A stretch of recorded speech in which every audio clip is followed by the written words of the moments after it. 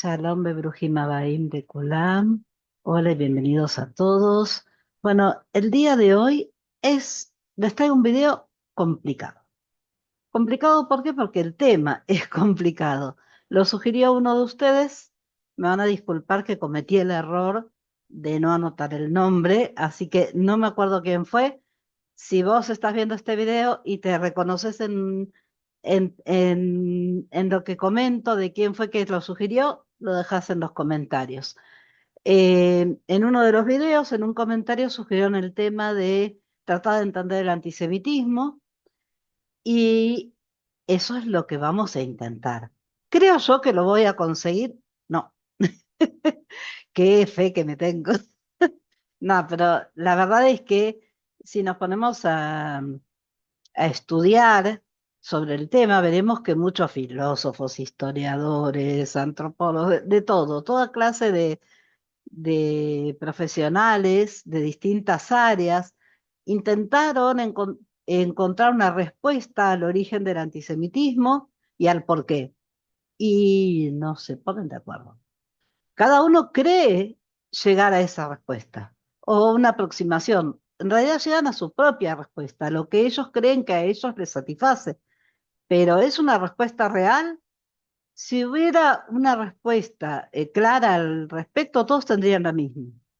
Pero es algo tan subjetivo el análisis porque depende de dónde se parte, qué cosas se tienen en cuenta, qué tan profundo se lleve. O sea, hay un montón de... ¿Se acuerdan cuando en hace un par de semanas en el directo de los sábados les leí acerca del cuadrado? De escribir por escribir es escribir al cuadrado, donde les comentaba que los cuadrados tienen ángulos y lados todos iguales y la propuesta es salir de ser cuadrado. No digo que los que analizan esto sean cuadrados, por favor entiéndanme bien. Lo que digo es que es muy difícil que una sola persona pueda tener en cuenta todo. Y al no poder tener en cuenta todo y ser un tema tan complejo, es muy difícil llegar a una respuesta única y clara y que sirva para todos. Así que lo que yo voy a hacer es tratar de traer un poco de aquí y de allá y ver si entre todos podemos alcanzar alguna aproximación. Pero evidentemente no voy a pretender que desde mi humilde lugar de opinóloga voy a llegar a donde no llegaron gente mucho más profesional en el tema. Así que vamos a intentar lo que se pueda, como se pueda, de la mejor manera y como siempre hago con mucho amor por lo que hago, ¿no? Entonces, vamos a empezar por definir, ¿sí? Por definir, porque ustedes saben que yo siempre cuando trato conceptos, ya lo dije en otros videos, me gusta que entendamos cuál es el concepto, que lo definamos primero para poder profundizar en él. El término antisemita significa que muestra hostilidad o prejuicios hacia los judíos, su cultura o su influencia, según nos dice la RAE. ¿Qué pasa? Que no todos creen que este sea el término correcto, a pesar de que la RAE define como antisemita que muestra hostilidad o prejuicios hacia los judíos. eh, Hay, por ejemplo, Gustavo Perednik opina que no es el término adecuado.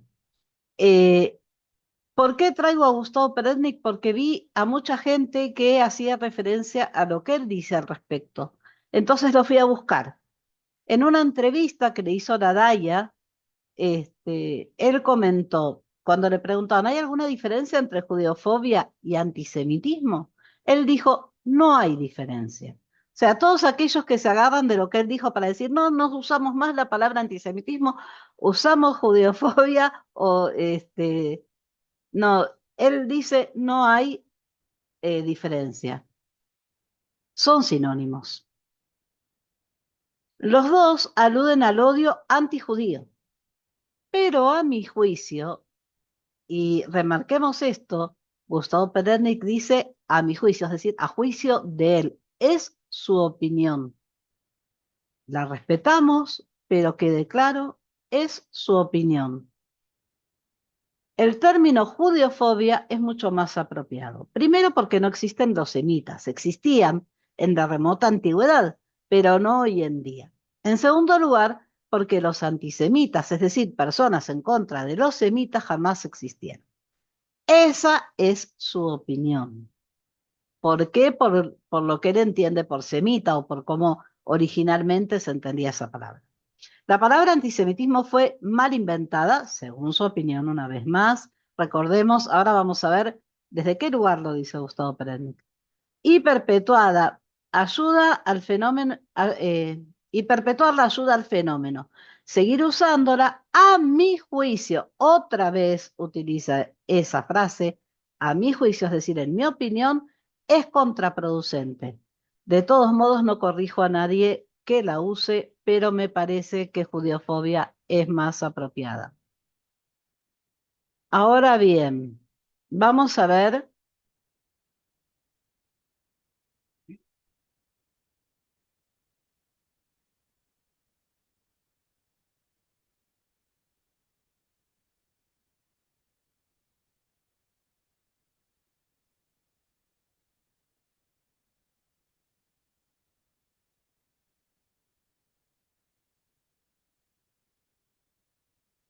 desde qué lugar Gustavo Perednik nos da su opinión. Buscando sobre él en la Wikipedia nos dice que él es un escritor y filósofo argentino-israelí, doctor en educación. Entonces, ¿desde qué lugar Gustavo Perednik nos da su opinión? Él dice, en mi juicio, es decir, en su juicio, en su opinión,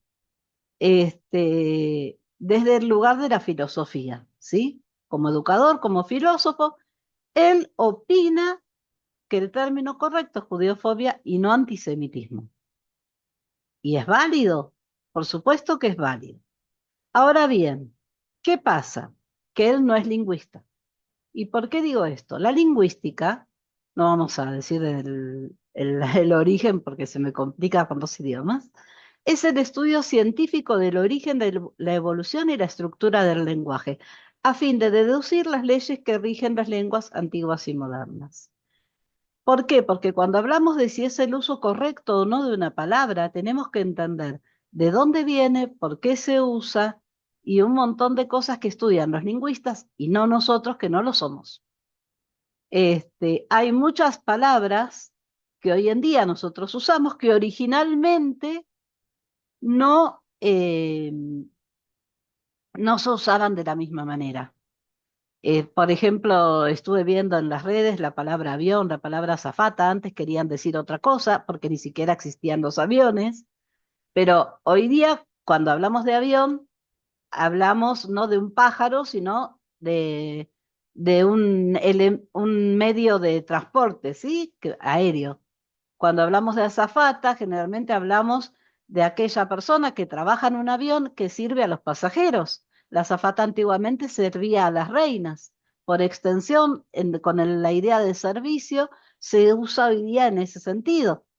Pero que nos vamos a ir entonces, no, como actualmente, como el origen de la palabra se refería a las reinas, no la vamos a usar más para esto. No. O sea, las palabras tienen un origen y van evolucionando o su significado o su uso. Entonces, ¿está mal decir antisemitismo? No, si para vos es más cómodo porque estás acostumbrado, es válido. ¿Está mal decir judeófobo? No, es correcto. Estás hablando del odio a los judíos, pero en el tema que estamos tratando, evidentemente. Pero no me parece que haya que juzgar si es correcto o no usar una palabra.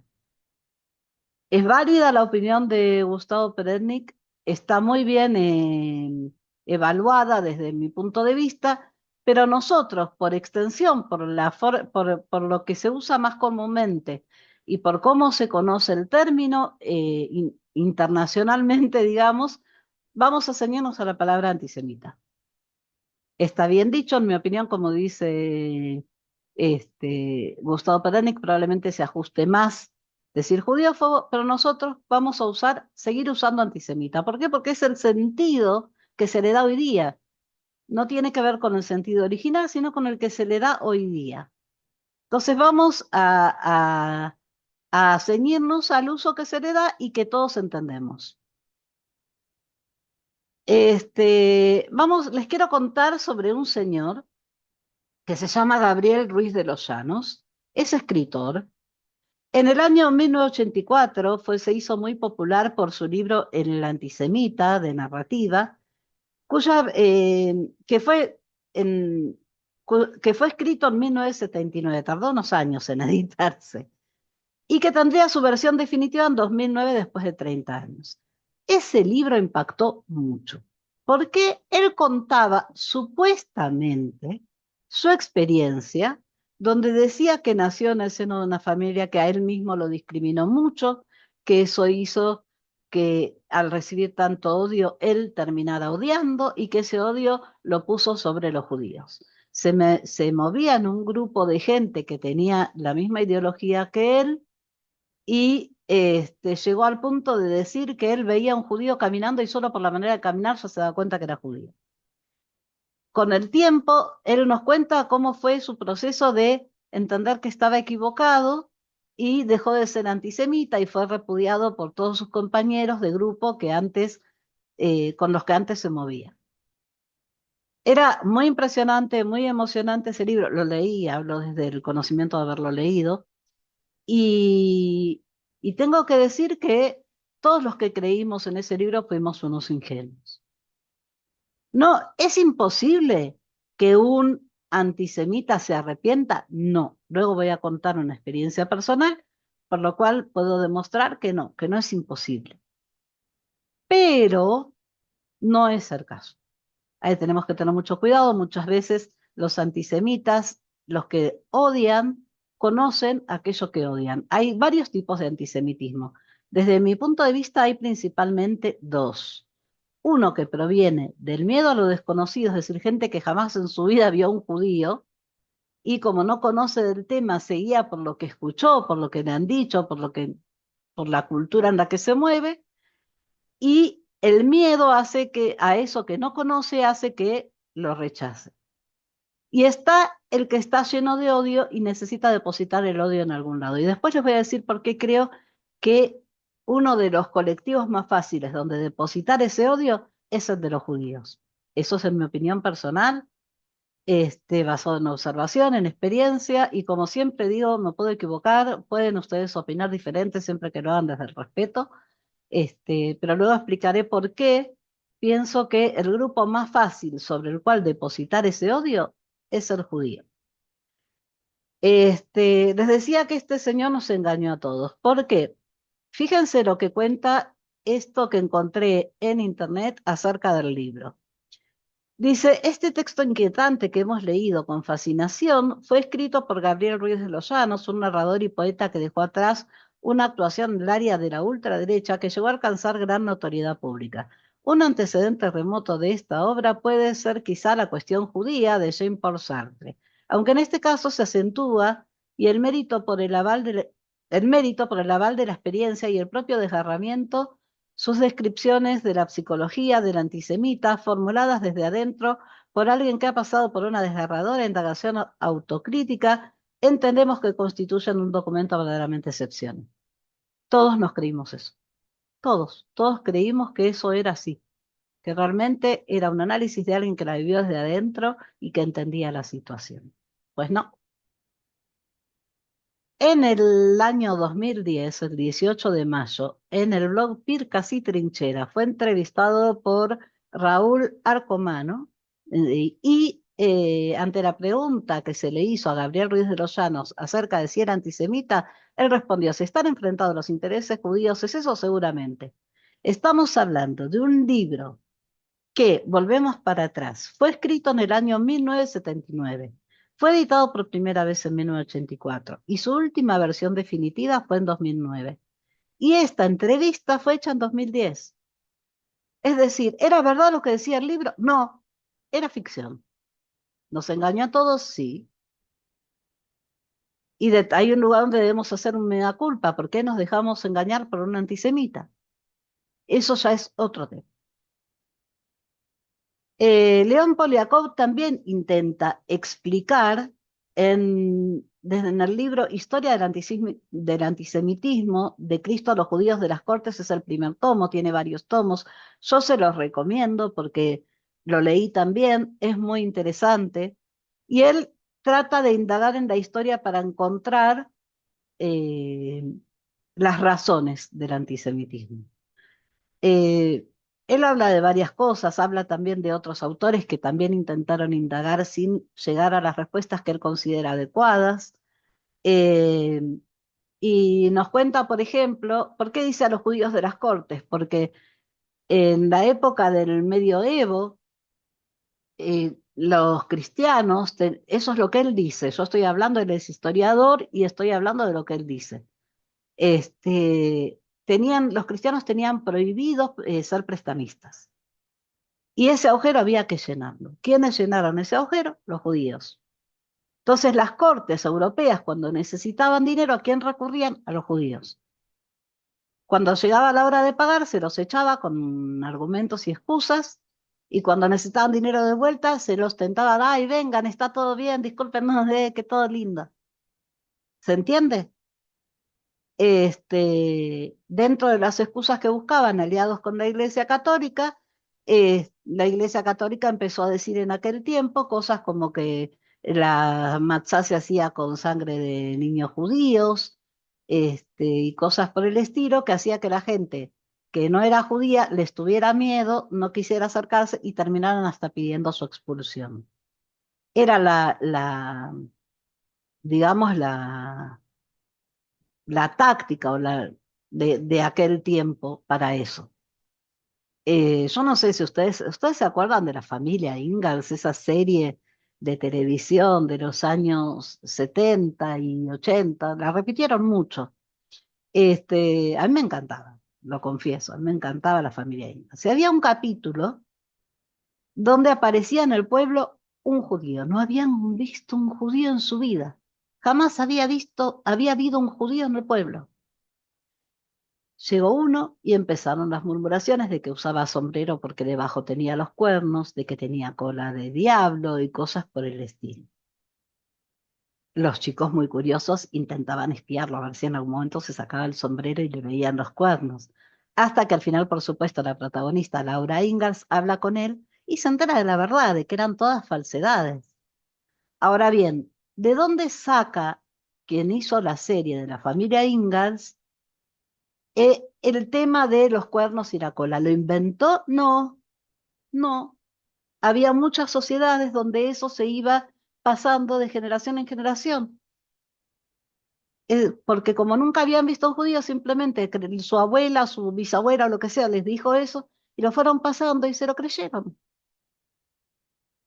Y eso es algo que incluso en algunas culturas estoy segura que todavía podemos llegar a encontrar. A ver, voy a dejar de compartir esto.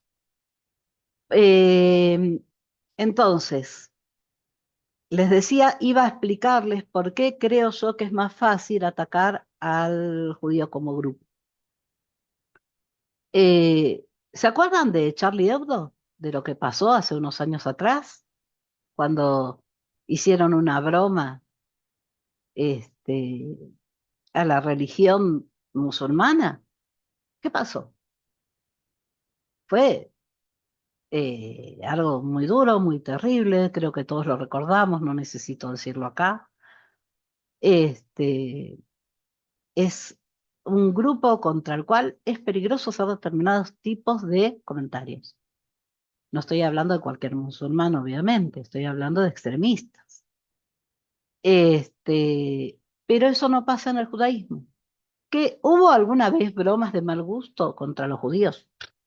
Miles, es muy común. ¿Qué pasa cuando pasa eso? Depende en qué país, pero en general se levanta, si es en Argentina, por ejemplo, se levanta la DAIA, hace una denuncia, se hacen comentarios, como mucho se quita la nota o lo que sea donde aparecía eso y ya está, si te he visto no me acuerdo. Nadie va a atacar agresivamente y con violencia física a nadie. Todos podemos enojarnos mucho, podemos hacer comentarios muy duros, pero nada más. Y después se olvida, ya está, ya pasó. Hace unos años, en la provincia de Entre Ríos, en Argentina, en una de los municipios, se imprimieron, yo ya estaba viviendo en Israel y me enteré, se imprimieron boletas de, de cobro de la municipalidad, donde aparecía, haga patria, mate a un judío. ¿Qué pasó con eso? Se despidió de su trabajo a la persona que se había ocupado de imprimir esas boletas. Ya está, se terminó el tema. Nos olvidamos. No se siguió indagando para ver por qué esa persona se creyó que tenía la posibilidad de hacer algo así, si recibía una orden, quién era responsable de que imprimiera o no esas boletas, si alguien controló lo que se imprimía antes de enviarlas. No, ya está. Nos olvidamos del tema. Ni los judíos de Entre Ríos reaccionaron, ¿eh? Tengo familia ahí, no están ni enterados. Eh, un político argentino también hace unos años, más o menos por la misma época, era diputado, y hizo una diferencia entre argentinos y argentinos judíos, que no es lo mismo ser un argentino que ser un judío argentino. Todo bien, hizo una carta de disculpa, alguien le pidió que dejara su puesto, no, él siguió ahí como si nada, está todo bien, él no representa a todos los argentinos, él representa solo a los argentinos que no son judíos y listo. Eh, en España hubo también municipios que intentaron que se consideraran libres de judíos su municipio, se consideró no constitucional, ya está, listo, no se hizo y ahí quedó. Hay algunos españoles que ni se enteraron de que eso ocurrió. Pero nadie va a agredir por eso. Entonces es fácil, es un grupo que los judíos siempre fuimos un grupo que, bueno, nos quejamos y ya está. Y no pasa a mayores. Israel es diferente. Israel se creó como una tierra para recibir a todos los que eran echados de sus patrias, no tenían a dónde ir. Echados de distintas maneras, ¿eh? Hay formas directas e indirectas de echar a un grupo. Entonces, cuando un judío no tuviera dónde ir, tenía una patria a la que llegar. Israel tiene, sigue teniendo. ¿Qué pasa? Eso hizo que Israel fuera un país que, aunque de confesión judía, no se dejara como se dejan el resto de los judíos de la diáspora. Entonces, si eso es atacado, se defiende con contundencia y tratando de asegurarse de que eso no vuelva a ocurrir. Vos me atacaste, aseguro que no se te van a acabar las ganas. Porque ya no soy más ese que se quedaba esperando en un rincón, se aguantaba que vinieran los golpes. No, ya no. Israel reacciona. Y eso no se perdona. No se perdona. ¿Con qué derecho reacciona, no? Yo tengo muchos artículos en mi blog escritos acerca del antisemitismo. Y si hubiera traído todos, este video sería larguísimo. Traje dos, que les quiero compartir ahora mismo. Uno se llama La moda revival del antisemitismo. Lo escribí en el año 2018. Miren, casi un año, ¿no? Porque estamos a 21, lo escribí el 15 de julio. Porque unos días después de un año. Y dice así, el antisemitismo está de moda, pero no tiene nada nuevo. Ni siquiera el discurso es diferente al utilizado en el medioevo, e incluso antes. El antisionismo o antiisraelismo, como prefieran llamarlo, también está de moda. Y aunque no se remonta a tanto tiempo atrás como el antisemitismo, porque el propio sionismo en comparación es bastante moderno, tiene ya varios años y tampoco ha variado nada. De hecho, ambos odios comparten parte del discurso también, y ninguna de las dos posturas falta el amigo judío. Quiero aclarar, antes de proseguir, algo que no dudo, porque en eso tampoco se renuevan, lo que muchos van a señalar. Y esto tiene que ver con lo que hablamos antes de Gustavo Perednik. Fíjense, yo lo comenté ya en el año 2018. Semitas que no son solo judíos, los árabes también son semitas. Hablamos del origen, ¿sí? Ya que vamos a aclarar, aclaremos todo. No todos los árabes son musulmanes, los hay también cristianos, drusos y judíos. Así que tampoco estaría bien señalar la diferencia entre judíos y árabes. Si usted estudió teoría de conjuntos, podríamos decir que parte del grupo judío se interseca con el grupo árabe. Pero para ser más exactos y tratar de evitar irnos por las ramas, cabe aclarar para los fines de este artículo y también de este video, ya que estamos, que en este caso específico hablamos de antisemitismo como sinónimo de antijudaísmo. Así se ha utilizado siempre y ya que el discurso del odio es igual, la palabrita la mantengo. ¿Quedó claro? Sigamos. Sin embargo, y para ser justos, algunos antisemitas sí han cambiado un poco. Ellos mismos, por eso hablar de antisemitismo también es muy difícil, porque aunque muchas cosas del antisemitismo antiguo se mantengan hoy en día, algunas cosas sí cambiaron, y vamos a ver eso. Ellos mismos saben que mostrar abiertamente su odio hacia todo un pueblo es mínimamente vergonzoso. Así que, claro, después de lo que pasó en la Shoah, mal llamado Holocausto, en la Alemania nazi, este, quedó como mal visto el odio judío, aunque el odio se mantuviera, ¿sí? Y por eso para mucha gente era vergonzoso de confesar su antisemitismo. No porque a ellos los avergonzara, sino por la reacción que podían tener los demás. Así que lo han disfrazado de antisionismo, que eso está más permitido. Por eso el discurso no varía tanto. Muchos llevamos años tratando de luchar contra esta barbaridad e incluso tratamos de mostrar con nuestra conducta lo equivocado que están. Yo les puedo asegurar que aunque haya algún caso donde podamos ver que sirve de algo, cualquier cosa que nosotros hagamos no va a servir de nada. Los antisemitas, los que están dispuestos a odiar, van a seguir odiando. ¿Eso quiere decir que nosotros tenemos que dejar de dar ejemplo? No, no. Pero no esperemos que eso vaya a servir para que dejen de odiarnos. Eso va a seguir pasando.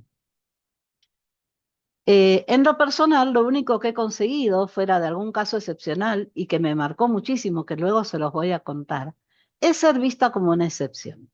Me he encontrado a gente a lo largo de mi vida que me ha dicho elogios tales como, ¿en serio sos judía? No parece, sos tan buena. Dudo mucho que esa gente haya conocido más judíos aparte de mí en su vida. Desde que vivo en Israel, me he abocado desde el blog y las redes a luchar contra el antisionismo que es fruto de la desinformación. Pero sucede que a veces me canso y me planteo, ¿qué nuevo puedo decir que no haya dicho ya? Puesto que ellos no cambian su discurso, quizás seamos nosotros quienes debamos cambiarlo. A lo mejor es hora de reconocer que estoy nadando contra la corriente y debería dedicarme a escribir sobre otros temas.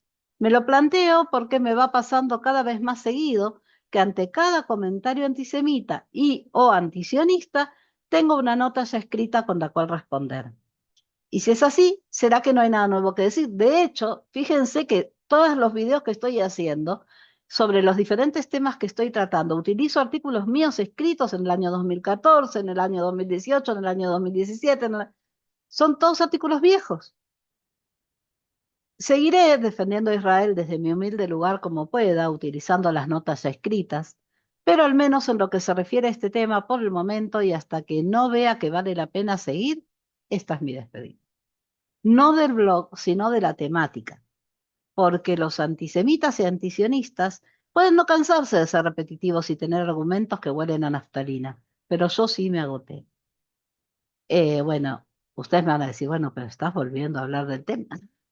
Sí, bueno, pasaron algunos años desde que escribí eso Y además fue a pedido de alguien del canal. Pero además, bueno, la época que estamos viviendo lo amerita. Y de todos modos, como ven, no estoy escribiendo nada nuevo. Agrego algunas cosas a lo que escribí verbalmente, les estoy contando, pero no estoy escribiendo cosas nuevas al respecto. Eso lo cumplí.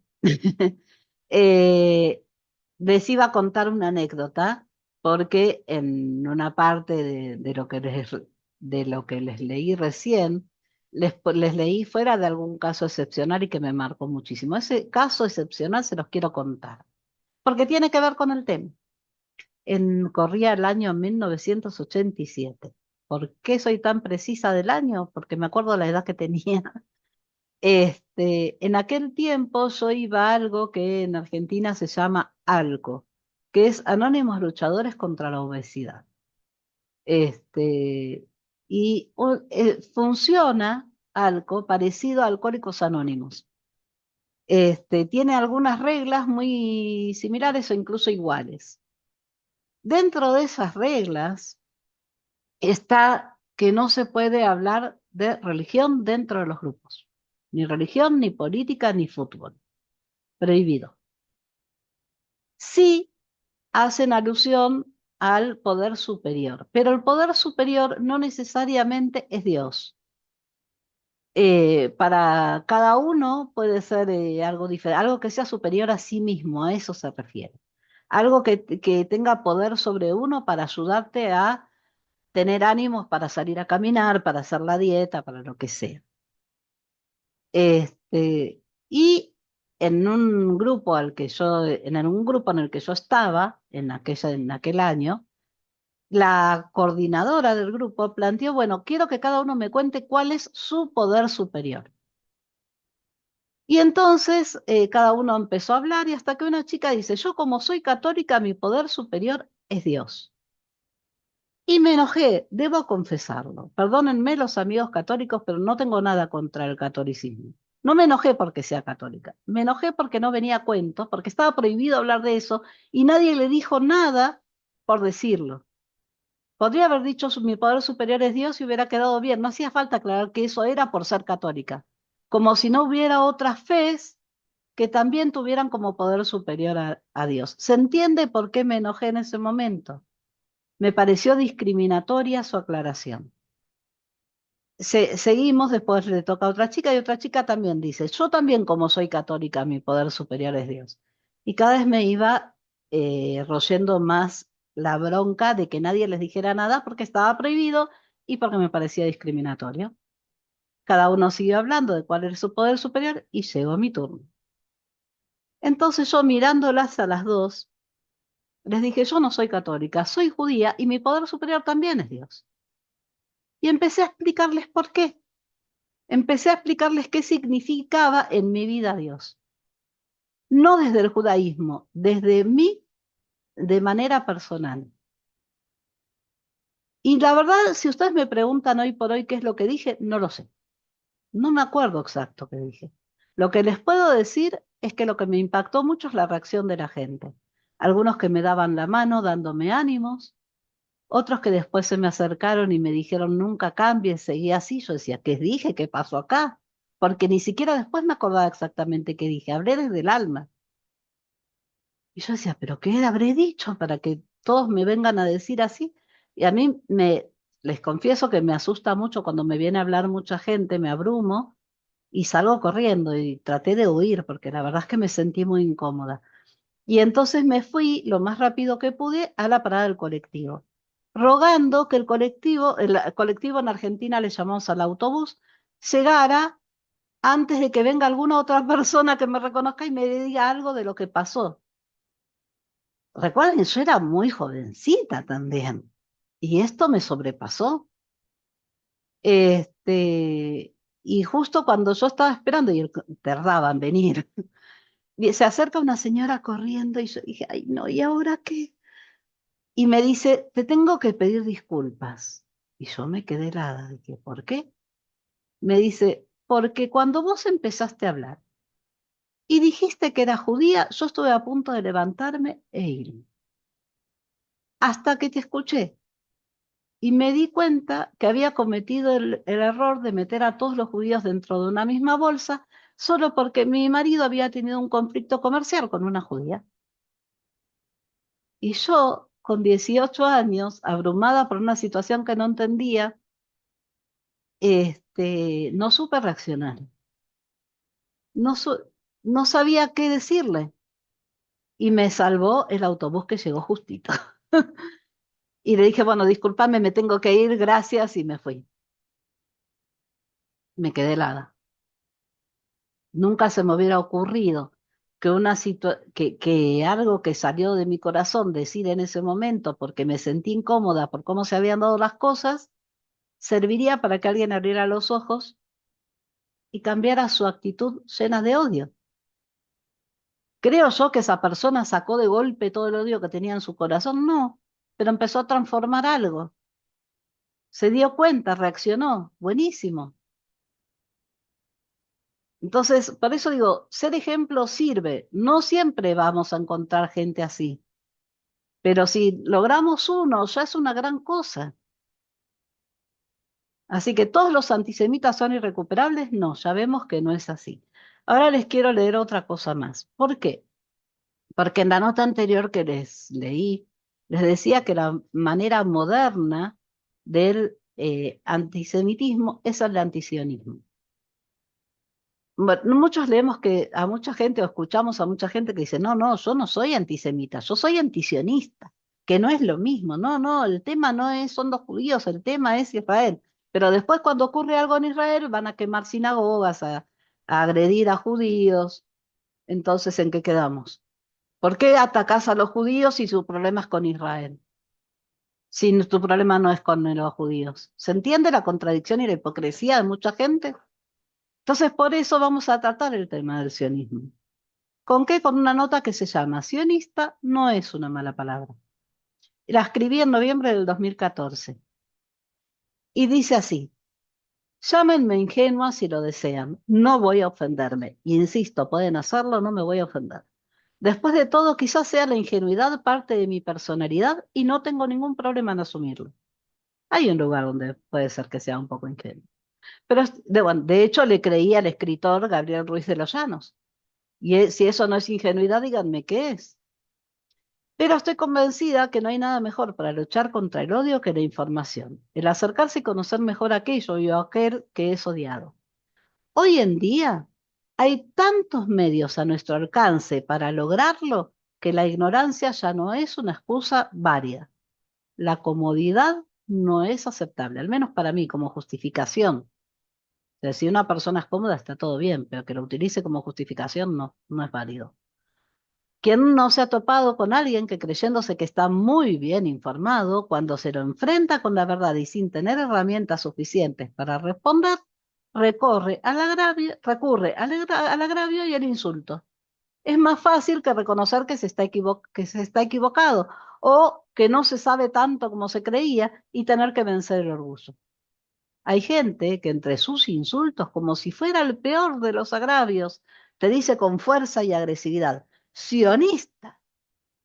Pues esas personas son más ingenuas que yo, porque ¿qué clase de insultos es?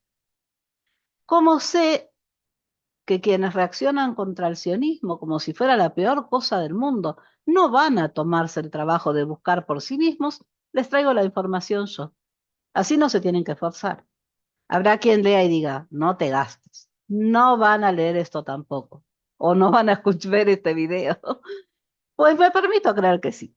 Porque para mi asombro, aunque sea para tener una herramienta más para denostar, he observado que antisemitas no solo han compartido alguna de mis notas, sino que también las han leído y comentado en el muro de sus amigos que piensan como ellos.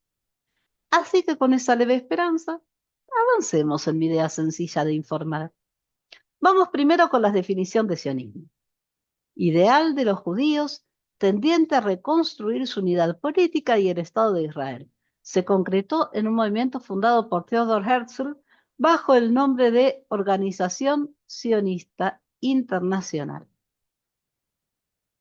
Queda claro que es aquello por lo que es aquello por lo que pugna el sionismo entonces. Está explicado de forma simple para que cualquiera pueda entenderlo. pero confío en la inteligencia de mis lectores y también de la gente que ve mis videos, así que avancemos un poco más. Dice en la definición que el sionismo fue fundado, es decir, que no es algo inherente al judaísmo, no existía siempre, por Theodor Herzl. Entonces, vayamos a conocer un poco más sobre él. Nació en Pest, Hungría, en el año 1860. En 1878 se mudó a Viena, donde estudió Derecho.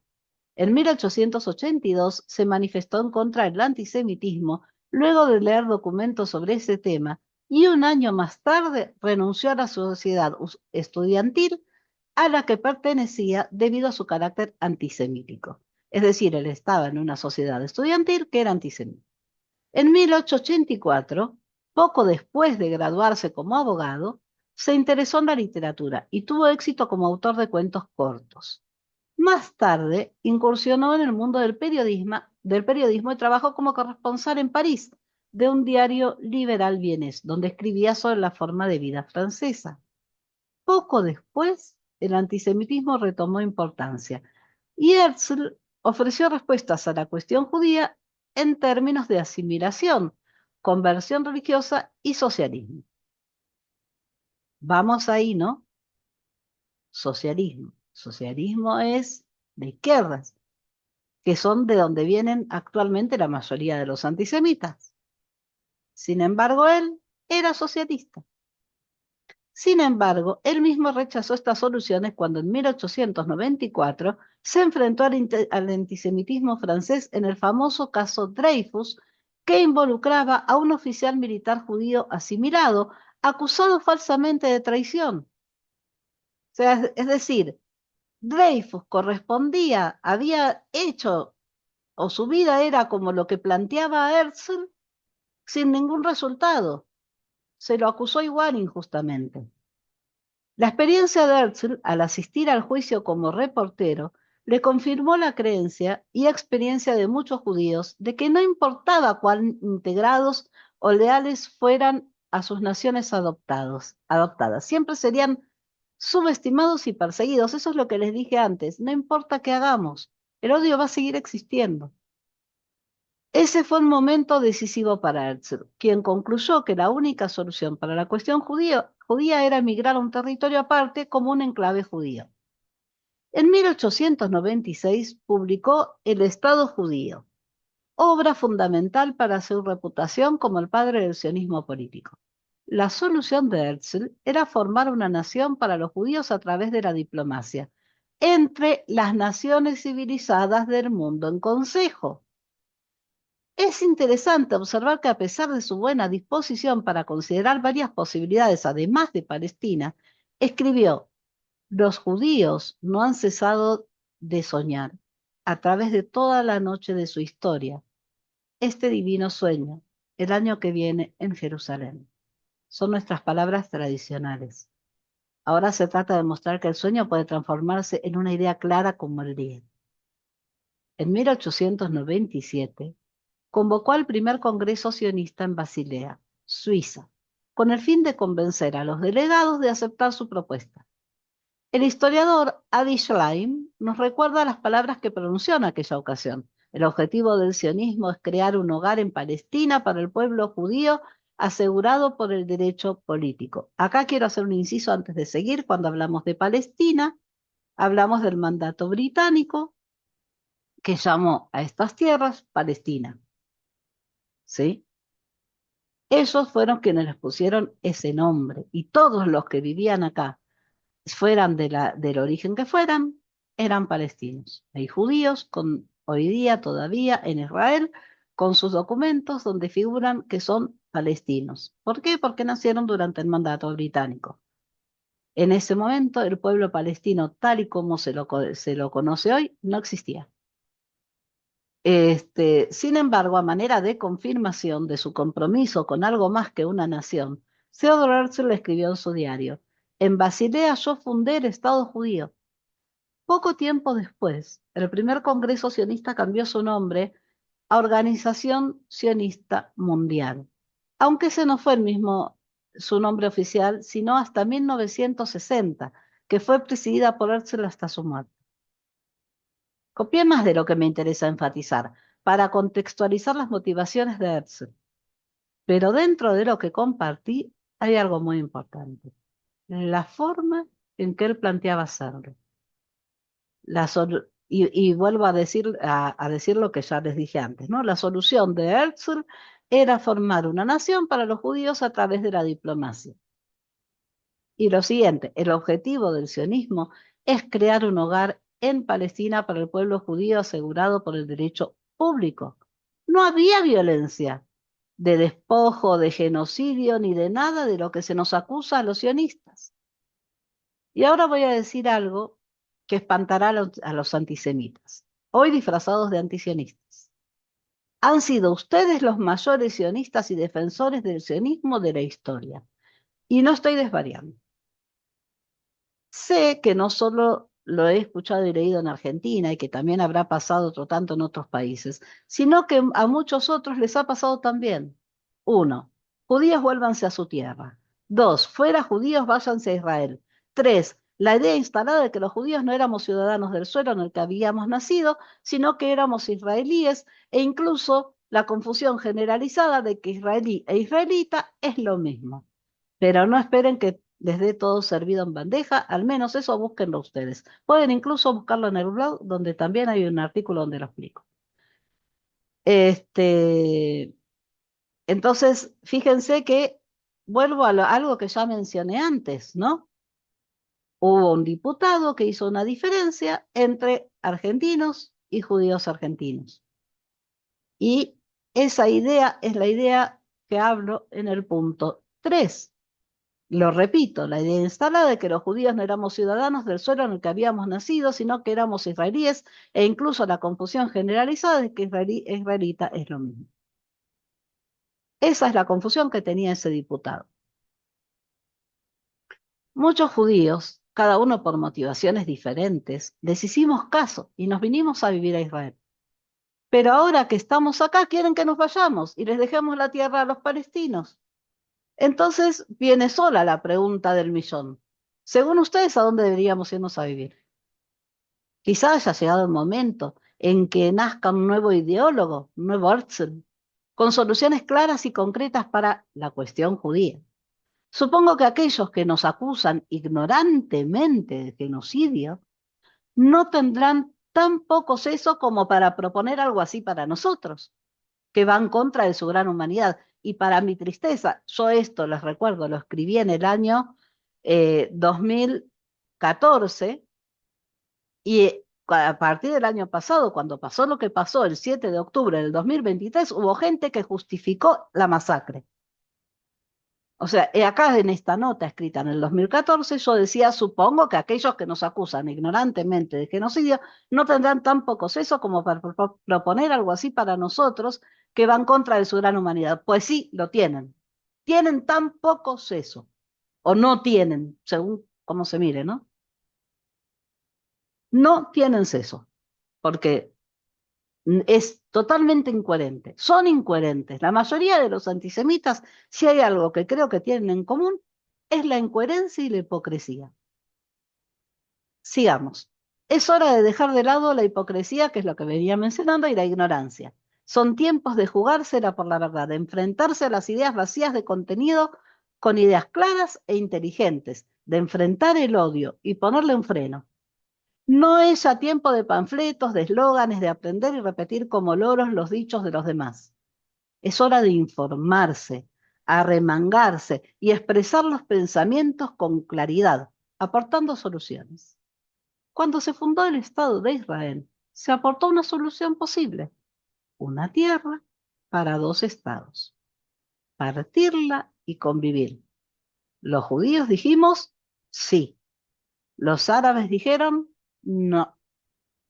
Entonces ya no puede seguirse con la misma idea. Caducó por decisión de otros. Será tiempo quizá de que los grandes cráneos que juzgan a Israel hagan sus aportes que vayan más allá de diatribas y odio desenfrenado. Aquí los esperamos, sentados, porque somos conscientes que parados nos vamos a cansar. Bueno, esta foto la tomé yo en Herzliya, este es Herzl, sería para preguntarse, ¿no? ¿Por qué el día se llama así? ¿No les queda claro?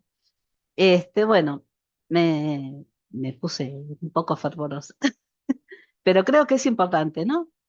Entender y que quede claro que el anticismo no es un tema fácil de tratar, que hay varias vertientes, hay varios puntos de vista, hay un origen, como dije en una parte, que tenía que ver por ahí con ese capítulo que recuerdo de la familia Ingalls.